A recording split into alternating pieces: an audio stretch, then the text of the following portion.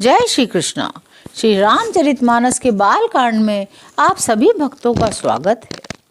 बहुत प्रकार का दहेज देकर फिर हाथ जोड़कर हिमाचल ने कहा, हे शंकर, आप पूर्ण काम हैं, मैं आपको क्या दे सकता हूँ। इतना कहकर वे शिवजी के चरण कमल पकड़कर रह गए। तब कृपा के सागर शिवजी ने अपने ससुर का सभी प्रकार से समाधान किया। फिर प्रेम से परिपूर्ण हृदय मैना जी ने शिवजी के चरण कमल पकड़े और कहा, हे नाथ, यह उमा मुझे मेरे प्राणों के समान प्यारी है। आप इसे अपने घर की टहलनी बनाइएगा, इसके सब अपराधों को क्षमा करते रहिएगा। अब प्रसन्न होकर मुझे यही वर दीजिए। शिवजी ने बहुत तरह से अपनी सास को समझाया। तब वे शिवजी के चरणों में सिर निभाकर घर गई। फिर माता ने पार्वती को बुला लिया, गोद में बिठाकर सुंदर सीख दी। हे पार्वती, तू सदा शिवजी के चरणों की पूजा करना, नारियों का यही धर्म है। उनके लिए पति ही देवता है और कोई देवता नहीं है। इस प्रकार की बातें कहते कहते उनकी आंखों में आंसू भर आए। उन्होंने कन्या को छाती से लगा लिया।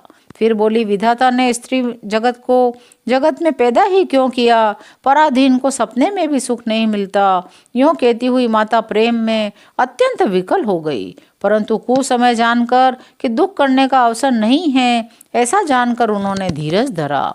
मैना बार बार मिलती है, पार्वती के चरणों को पकड़कर गिर पड़ती है। बड़ा ही प्रेम है, कुछ वर्णन नहीं किया जा सकता।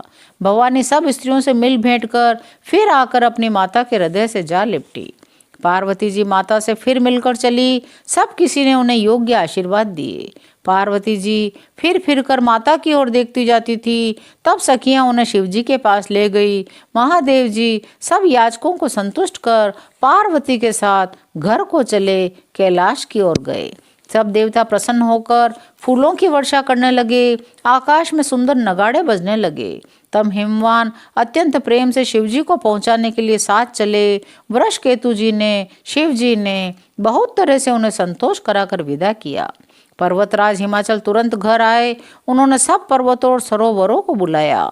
हिमवान ने आदर, दान, विनय और बहुत सम्मान पूर्वक सबकी विदाई की। जब शिवजी कैलाश पर्वत पर पहुंचे तब सब देवता अपने अपने लोकों को चले गए। तुलसीदास जी कहते हैं कि पार्वती जी और शिवजी जगत के माता पिता है, इसलिए मैं उनके श्रृंगार का वर्णन नहीं करता। शिव पार्वती विविध प्रकार के भोग विलास करते हुए अपने गणों सहित कैलाश पर रहने लगे। वे नित्य नए विहार करते थे। इस प्रकार बहुत समय बीत गया। तब 6 मुख वाले पुत्र स्वामी कार्तिक का जन्म हुआ, जिन्होंने बड़े होने पर युद्ध में तारकासुर को मारा। वे शास्त्र पुराणों में स्वामी कार्तिक के जन्म की कथा प्रसिद्ध है और सारा जगत उसे जानता है। स्वामी कार्तिक के जन्म, कर्म, प्रताप और महान पुरुषार्थ को सारा जगत जानता है।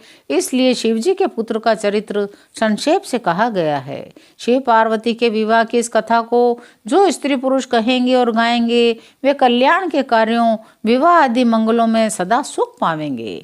तुलसीदास जी कहते हैं, गिरजापति महादेव जी का चरित्र समुद्र के समान अपार है, उसका पार वेद भी नहीं पाते। तब अत्यंत मंद बुद्धि और गंवार तुलसीदास उसका वर्णन कैसे कर सकता है।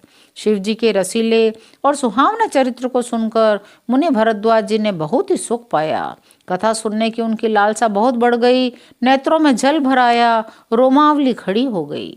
वे प्रेम में मुग्ध हो गए, मुख से वाणी नहीं निकलती। उनकी यह दशा देखकर ज्ञानी मुनि याज्ञवल्क्य जी बहुत प्रसन्न हुए। याज्ञवल्क्य जी बोले, मुनीश, तुम्हारा जन्म धन्य है। तुमको गौरीपति शिवजी प्राणों के समान प्रिय हैं। शिवजी के चरण कमलों में जिनकी प्रीति नहीं है, वे श्री रामचंद्र जी को स्वप्न में भी अच्छे नहीं लगते। विश्वनाथ श्री शिवजी के चरणों में निष्कपट विशुद्ध प्रेम होना, यही राम भक्त का लक्षण है। शिवजी के समान रघुनाथ जी की भक्ति का व्रत धारण करने वाला कौन है, जिन्होंने बिना ही पाप के सती जैसी स्त्री को त्याग दिया, प्रतिज्ञा करके श्री रघुनाथ जी की भक्ति को दिखा दिया है। भाई, श्री रामचंद्र जी को शिवजी के समान और कौन प्यारा है। मैंने पहले ही शिव जी का चरित्र कहकर तुम्हारा भेद समझ लिया। तुम श्री रामचंद्र जी के पवित्र सेवक हो, समस्त दोषों से रहित हो। मैंने तुम्हारा गुण और शील जान लिया। अब मैं श्री रघुनाथ जी की लीला कहता हूँ, सुनो। हे मुनि, आज तुम्हारे मिलने से मेरे मन में जो आनंद हुआ है वह कहा नहीं जा सकता। हे मुनीश्वर, रामचरित्र अत्यंत अपार है। 100 करोड़ शेष जी भी उसे नहीं कह सकते। तथापि जैसा मैंने सुना है वैसा वाणी के स्वामी और हाथ में धनुष लिए हुए प्रभु श्री रामचंद्र जी का स्मरण करके कहता हूँ। सरस्वती जी कठपुतली के समान है और अंतर्यामी स्वामी श्री रामचंद्र जी सूत्रधार हैं। अपना भक्त जानकर जिस कवि पर वे कृपा करते हैं उसके हृदय रूपी आंगन में सरस्वती को वे नचाया करते हैं। उन्हीं कृपालु श्री रघुनाथ जी को मैं प्रणाम करता हूँ। उन्हीं के निर्मल गुणों की कथा तुमसे कहता हूँ। कैलाश पर्वतों में श्रेष्ठ और बहुत ही रमणीय है, जहाँ शिव पार्वती जी सदा निवास करते हैं। सिद्ध तपस्वी योगी गण देवता किन्नर और मुनियों के समूह उस पर्वत पर रहते हैं। वे सब बड़े पुण्यात्मा हैं। आनंद कंद श्री महादेव जी की सेवा करते हैं। जो भगवान विष्णु और महादेव जी से विमुख है, जिनकी धर्म में प्रीति नहीं है, वे लोग तो स्वप्न में भी वहां नहीं जा सकते। उस पर्वत पर एक विशाल बरगद का पेड़ है जो नित्य नवीन और सभी कालों में 6 ऋतुओं में सुंदर रहता है। वहाँ 3 प्रकार की शीतल मंद और सुगंध वायु बहती रहती है। उसकी छाया बड़ी ठंडी रहती है। वह शिव जी के विश्राम करने का वृक्ष है जिसे वेदों ने गाया है। एक बार प्रभु श्री शिव जी उस वृक्ष के नीचे गए। उसे देखकर उनके हृदय में बहुत आनंद हुआ। अपने हाथ से बाघंबर बिछाकर कृपालु शिव जी स्वभाव से ही बिना किसी खास प्रयोजन के वहां बैठ गए। कुंद के पुष्प, चंद्रमा, शंख के समान उनका गौर शरीर था। बड़ी लंबी भुजाएं थी। वे मुनियों के से वलकल वस्त्र धारण किए हुए थे। उनके चरण पूर्ण रूप से खिले हुए लाल कमल के समान थे। नखों की ज्योति भक्तों के हृदय का अंधकार हरने वाली थी। सांप और भस्म ही उनके भूषण थे। उन त्रिपुरासुर के शत्रु शिव जी का मुख शरद पूर्णिमा के चंद्रमा की शोभा को भी हरने वाला था। उनके सिर पर जटाओं का मुकुट और गंगा जी शोभायमान थी। कमल के समान बड़े बड़े नेत्र थे। उनका नीलकंठ था। वे सुंदरता के भंडार थे। उनके मस्तक पर द्वितीया का चंद्रमा शोभित था। कामदेव जी के शत्रु शिव जी वहां बैठे हुए ऐसे शोभित हो रहे थे मानो शांत रसी शरीर धारण किए बैठा हो। अच्छा मौका जानकर शिव पत्नी माता पार्वती उनके पास गई। अपनी प्यारी पत्नी जानकर शिव जी ने उनका बहुत आदर सत्कार किया। अपनी बाईं ओर बैठने के लिए आसन दिया। पार्वती जी प्रसन्न होकर शिव जी के पास बैठ गई। उन्हें पिछले जन्म की कथा स्मरण हो आई। स्वामी के हृदय में अपने ऊपर पहले की अपेक्षा अधिक प्रेम समझकर पार्वती जी हंसकर प्रिय वचन बोली। याज्ञवल्क्य जी कहते हैं, जो कथा सब लोगों का हित करने वाली है उसे ही पार्वती जी पूछना चाहती हैं। पार्वती जी ने कहा, हे संसार के स्वामी, हे मेरे नाथ, हे त्रिपुरासुर का वध करने वाले, आपकी महिमा 3 लोकों में विख्यात है। चर अचर नाग मनुष्य देवता सभी आपके चरण कमलों की सेवा करते हैं। हे प्रभु, आप समर्थ सर्वज्ञ और कल्याण स्वरूप हैं। सब कलाओं और गुणों के निधान हैं। योग ज्ञान तथा वैराग्य के भंडार हैं। आपका नाम शरणागतों के लिए कल्प वृक्ष है।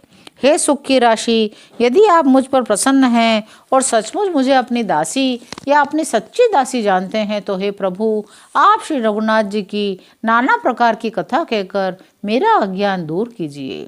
जिसका घर कल्प वृक्ष के नीचे हो वह भला दरिद्रता से उत्पन्न दुख को क्यों सहेगा। हे शशिभूषण, हे नाथ, हृदय में ऐसा विचार कर मेरी बुद्धि के भारी भ्रम को दूर कीजिए।